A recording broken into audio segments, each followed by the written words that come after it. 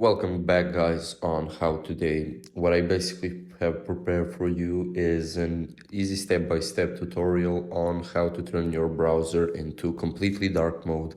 To be specific, Google Chrome browser, and we will go to the Google Chrome and type in Chrome flags like this. And of course, there are many options here, as you can see, but we will shorten it up on the search and type in just dark mode. So what we can see here is it's set up on default, by default. Now we can see many advanced options here, but at the bottom we will have disable and second will be enabled. So click on it and then relaunch. Now it will be relaunched and you can see within a second we will just type in here Google or something like that. Okay, you can see, guys, the font of the Google, it's all black.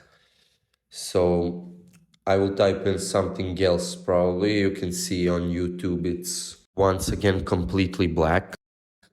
And we can see maybe on some other website or some other social media, let's say Twitter, and Twitter as well will be black like YouTube.